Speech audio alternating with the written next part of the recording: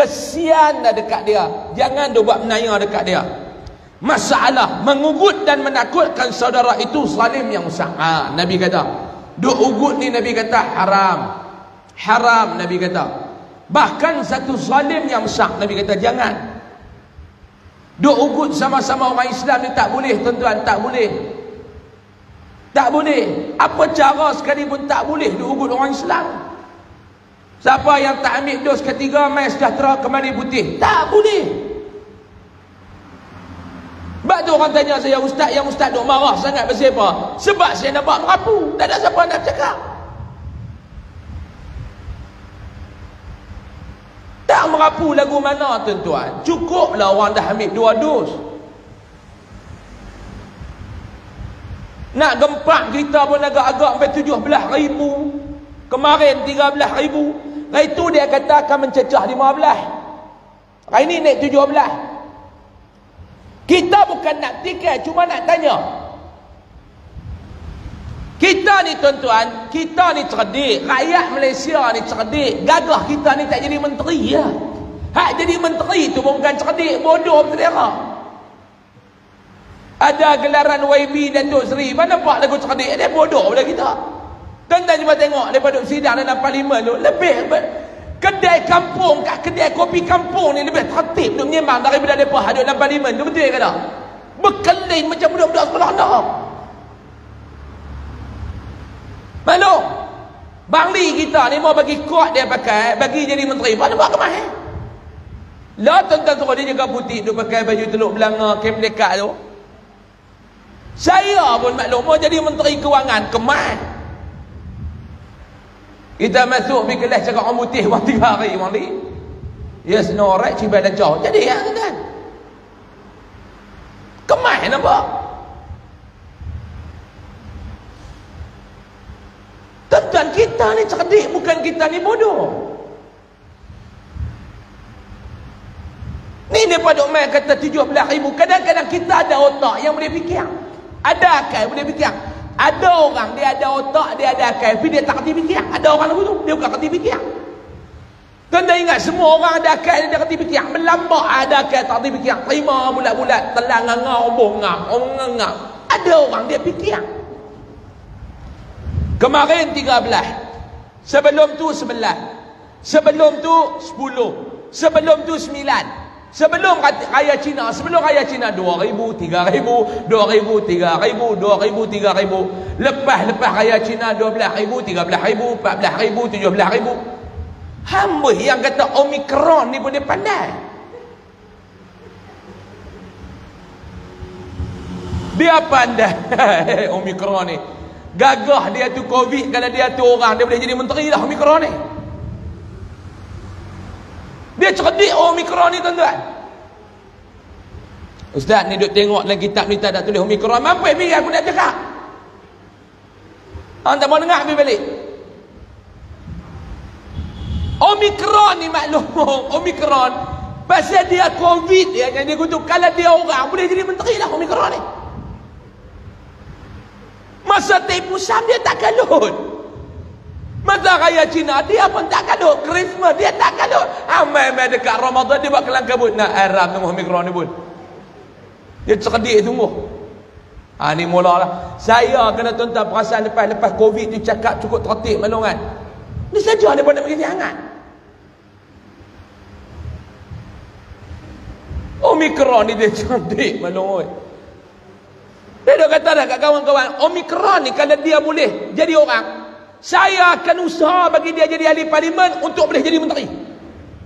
Saya akan jadi juru pencadang dan wakil calon kepada Omicron tanding parlimen.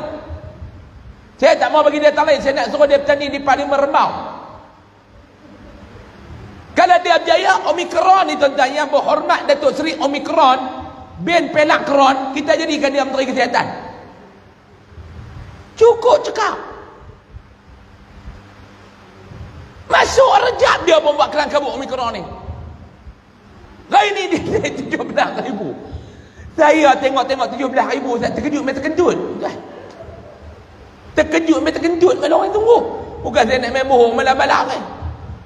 Terkejut main terkentut.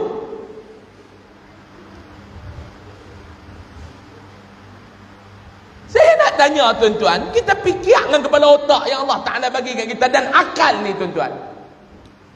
Kemarin berapa belas ribu kemarin? Kemarin berapa belas ribu? 13,000. Lepas tu 11,000, 10,000, 9,000, 8,000. Betul tak? Kalau hari ni angka 13,000 lebih ni yang positif COVID, saya nak tanya tuan-tuan, daripada angka tu yang dia positif COVID, angka keseluruhan orang swab test kemarin berapa ratus ribu orang? Bukan tuan-tuan pergi swab orang 10 orang nak lekat 9. Kalau 9 kurang-kurang kita kena swab dekat 20 orang baru nak lekat 9. Sehari berapa ratus ribu rakyat Malaysia yang kena swab? Saya nak tanya tuan-tuan.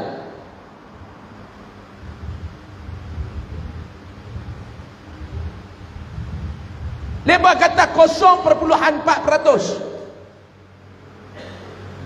daripada angka keseluruhan yang lekat. Kalau ikut angka tu hari ni tuan-tuan, maknanya satu hari dekat-dekat 1 juta orang yang kena pergi swab ni.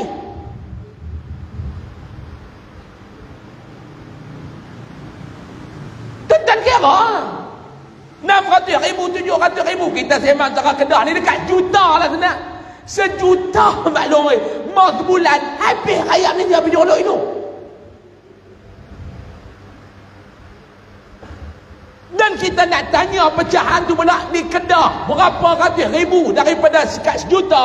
Di Kedah berapa puluh ribu yang pergi swab. Klinik mana lepas swab, mana gambar lepas pergi swab. Kita fikir. Dan ni bukan kita nak fikir, kita nak tanya. Kita nak tanya. Kalau tanya staf KKM kat bawah ni, mereka pun tak boleh jawab. Ni kita nak tanya menteri terus senang dengan ketua pengarah kesihatan. Jangan duk gempak kami lagu filem Tamil, duk gempak rakyat dia.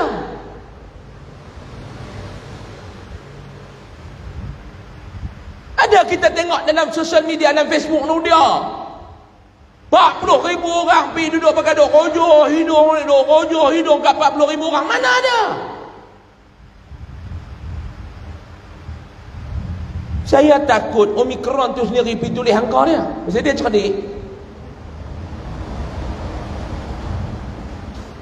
Tuan-tuan kena cek betul ya, ada buat sidang media baru ni, Menteri Kesihatan kat Omicron tu.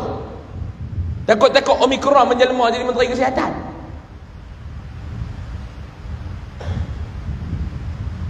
Nak main gempak orang tua-tua pula. Itu dia gempak budak-budak. Suruh cucuk budak-budak. Tak kesian ke tengok video hak pakat duk perkah budak tu menjerit, takut tak mau lah perak pergi cucuk je pun.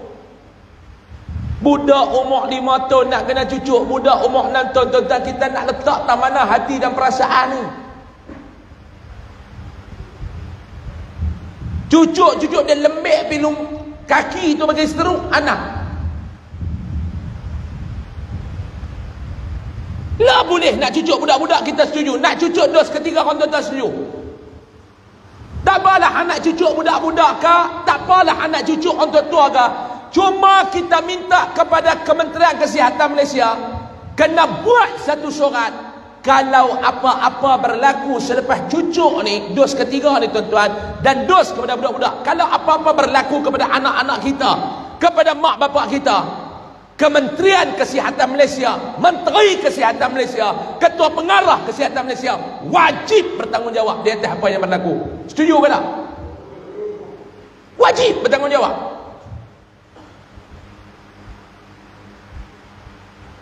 Kita bawa pak kita pergi cucuk, balik-balik duk lembek lutut, duk seteruk apa? Siapa nak tanggungjawab? Siapa nak main basuh berak pak kita? Siapa nak tolong cari duit dekat keluarga dia? Jangan hampa duk kira nak fikir nak cucuk, nak untung ke hampa ya. Minta maaf, saya terpaksa cakap sebab saya tengok tak ramai yang cakap, dan boleh kata tak ada siapa pun yang cakap benar ni. Mau tekat tak setuju sembang kedai kopi, orang lain buat reti tuan-tuan. Suara tu bila nak sampai dekat pemerintah. Tuan-tuan ingat saya bercakap ni tak ada risiko. Tak cucut, mai sejahtera putih. Ni hak tak cucuk apa sebaranduh lagi tu tuan-tuan. Kan mereka tak dibenarkan pergi masjid. Dia hak tak cucuk tu tak dibenarkan pergi masjid. Saya nak tanya tuan-tuan tahu tak ramai mana hak yang tak pergi semayang masjid, tak pergi semayang Jumaat dah khususnya, tak pergi semayang Jumaat dah 2 tahun. Ramai mana rakyat tuan-tuan? Rakyat luar saya tak tahu. Yang saya duk jumpa dah ni aduan yang saya terima daripada penduduk Kedah. Saya sendiri secara peribadi sebagai pendakwa, bila saya pergi ceramah, bila saya turun makan, hak duk main mengadu dekat saya ni lebih 400 orang dah. Habaq kata, ustaz kami 2 tahun dah tak semayang Jumaat. Siapa nak tanggungjawab ni tuan-tuan? Awak dengan mereka tak cucuk vaksin tu, terangkatkah kewajipan bagi seorang lelaki Muslim untuk menunaikan solat Jumaat? Terangkatkah kewajipan?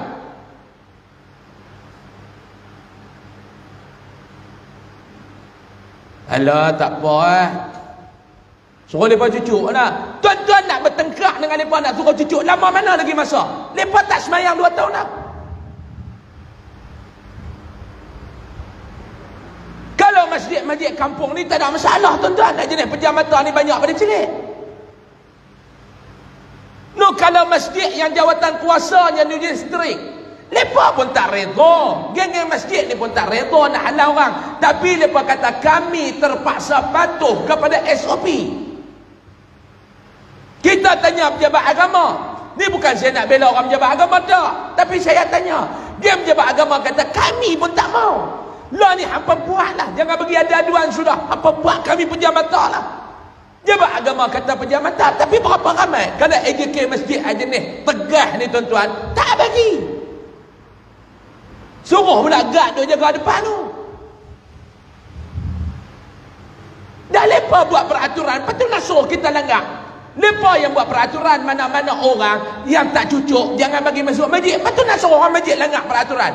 Orang masjid ni sami'na wa ata'na.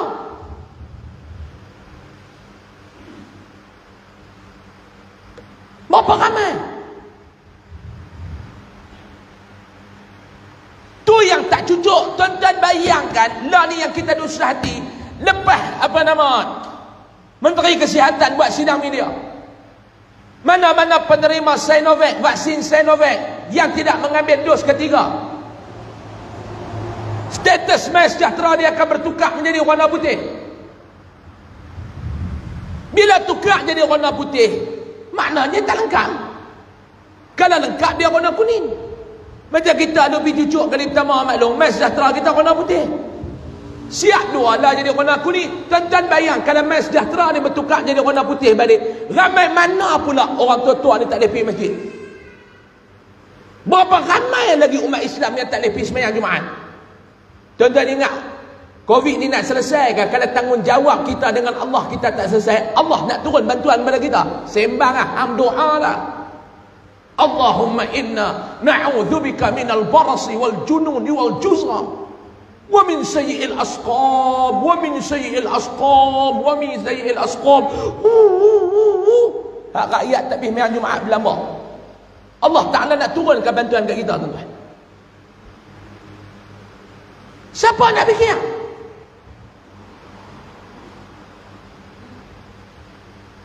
Saya tak cakap dekat meja kuliah ya. Pagi tadi saya mewakili Pertubuhan Gabungan Institusi Pondok Tahfiz dan Ilmuwan Sunni Mai Kedah, saya sebagai presiden. Saya pergi hantar surat kepada penguasa agama.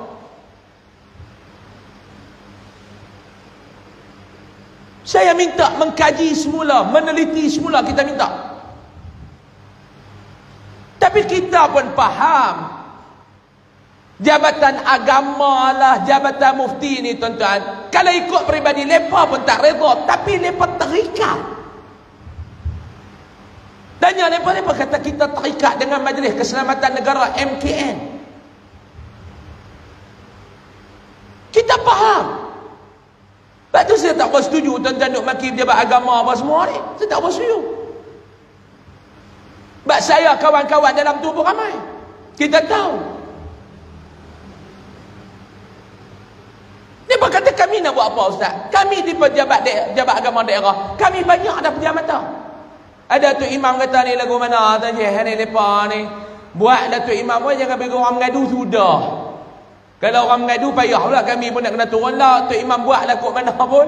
Tak boleh ubah dalam dunia ni dua ya tu imam Quran dengan hadis. Hak lain tu imam ubah dah kok mana pun. Jabat agama nak kata apa tuan-tuan? MKN. Tanya pula MKN. Kok mana ni? Buat guna Ustaz kita terpaksa ikut nu. Tahu. Eja wu, eja ngak. Wu ni eja dia WHO, wu. Kita hantar bagi tadi kita kata kalau boleh pihak Jiptis ni, NGO kami ni memohon kebijaksanaan budi bicara untuk meneliti serta mengkaji semula SOP penggunaan masjid. Adalah kita minta ni budak-budak bawah umur 12 tahun benarkah dah mereka pergi masjid? Ni kalau kita tak benar pergi masjid tuan-tuan, nak lahirkan golongan masjid ke depan ni lagu mana? Kita yang halang tak bagi mereka pergi. Yang tak cucuk vaksin kena bagi sembahyang Jumaat. Saya duduk sembang ni, lah saya jumpa hari Ahad baru ni malam. Lepas saya kuliah dia main salah, dia perlu terima kasih lah Ustaz, tak ada siapa nak cakap mewakili kami hati sembahyang Jumaat. Saya ni Ustaz malu dekat anak-anak ni hari Jumaat orang pergi masjid sembahyang Jumaat, kita duduk di rumah nak buat lagu mana? 2 tahun dah Ustaz.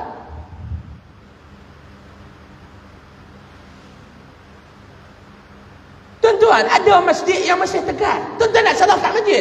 Nak salah kat masjid apa? Mereka pun dapat arahan.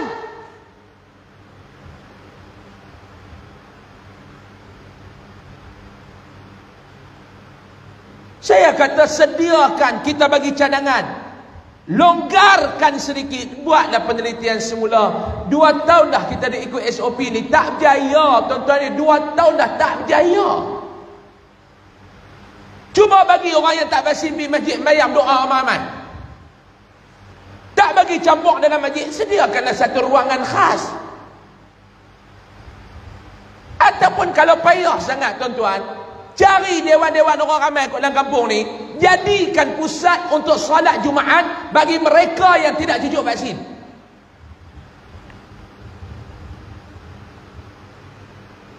Kalau kita tak menunaikan kewajipan kita kepada Allah, bagaimana Allah Ta'ala nak hantar bantuan dia kepada kita? Tak maaf, ni bukan persoalan politik tuan-tuan. Saya memperjuangkan untuk memberi ruang kepada orang yang tak cucuk vaksin ni pergi sembahyang Jumaat. Kalau nak sekat mereka tak pergi supermarket tu cerita lain lah. Ni orang nak sembahyang.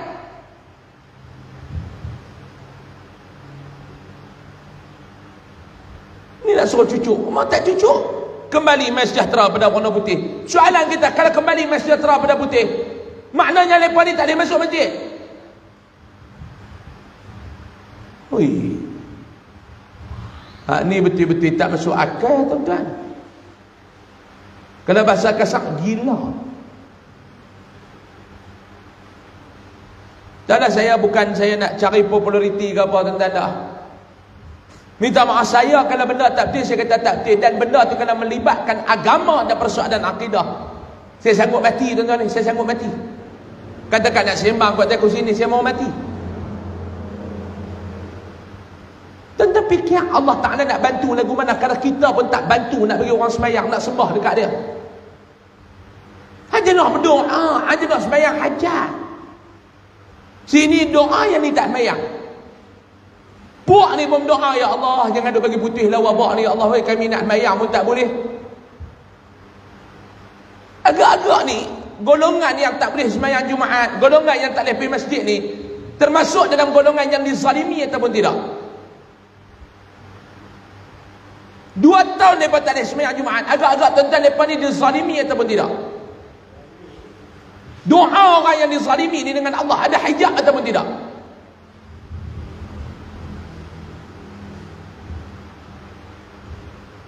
Demikian. Sambut malam tahun baru, Omikron tak kacau. Sambut Tahun Busam, Omikron tak kacau. Sambut raya Cina, Omicron tak kacau. Anak masuk Ramadan, Omicron kacau. Sebab tu tuan-tuan dengar lah. Saya kata Omicron ni kalau dia boleh jadi orang, layak jadi Menteri Kesihatan. Pasal dia cerdik Omicron ni. Jilat-lat dia cerdik, ada orang politik ada-ada.